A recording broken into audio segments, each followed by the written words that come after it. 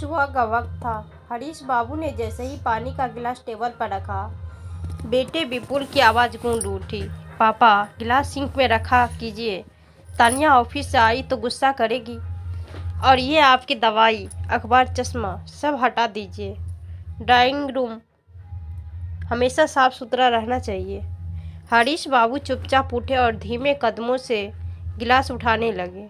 वो अभी अभी हार्ट सर्जरी से उबरे थे। डॉक्टर की सख्त हिदायत थी, समय पर दवाइयाँ, आराम और सुकून। पर ये शहर का फ्लैट और बेटे का घर, वैसा सुकून कहाँ। सुरेखा जी कमरे में आई। उन्हें चिंता थी, कहीं इधर उधर न रह जाए, नहीं तो कल जैसी बहू। उन्होंने चुपचाप गिलास भी रखा, किताबें समेटी और बेटे से बोली, विपुल, जरा चाय बना देगा? मौसम ठंडा है, बाबूजी को आराम मिलेगा। बेटे ने सिर उठाया और कहा, मम्मी, थोड़ी तो लिमिट में रहा करो। बार बार चाय पीने की ज़रूरत नहीं होती, खुद भी थोड़ा कंट्रोल करो। उस एक वाक्य ने जैसे सुरेखा जी की आत्मा को कुचल दिया। गांव का अपना घर याद आया, जहां कभी भी चाय बनती, गर्म फुलके निकलते, बाबूजी की थाली में दलिया और अपनी मर्जी से कुछ भी बना सजा लेते थे। यहाँ तो सब सीमित था, चाय भी, बोलना भी, सांस लेना भी।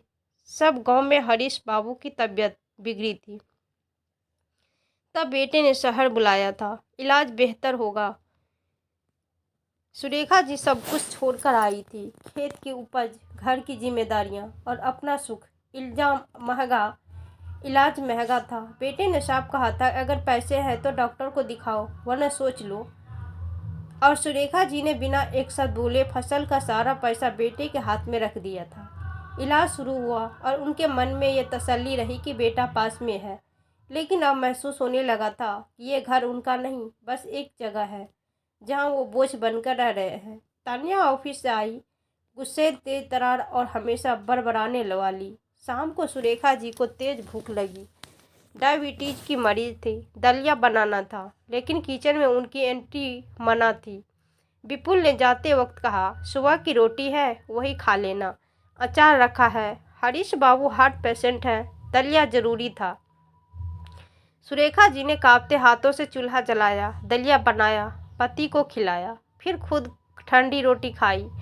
अगले दिन सुबह एक तूफान आया। मम्मी, आपने मेरी रसोई में किससे पूछकर कुछ बनाया? सब फैला दिया आपने। सुरेखा जी के सब्र का बांध टूट गया। पहली बार उनकी आंखों में आंसुओं की जगह आग थी। हाँ बेटा, ये तेरा घर है और हम मेहमान। ये वही घर है जो तेरे बाबूजी ने अपनी ज़मीन बेचकर तुझे दिलाया। अब हमें ही तमीज़ सिखा रही हो। जब तू छोटा था, तेरी पसंद का खाना बनाने लगी, मैंने अपनी मर्जी छोड़ दी। मेरी चाय भी तुझे खलती है। तेरा घर तुझे मुबारक। मैं तेरे बाबूजी के लेकर लौट रही हूँ गांव, जहाँ कम सुकून ज़्यादा है। फटाफट पैकिंग करने लगी, चाचा को बुला लिया। हरीश बाबू रोते रोते बोले, सुरेखा, मुझे वहाँ ले चल जहाँ मेरा सम्मान अब बीच बचा है। विपुल ने रोते हुए माँ के पैर पकड़े। माँ, माफ़ कर दो, मैं बहक गया था। लेकिन सुरेखा जी की आंखों में अब ठंडापन था। अब नहीं बेटा, जो रिश्ता हर बार तुम्हें याद दिलाना पड़े कि ये तुम्हारे माँ बाप है, वो रिश्ता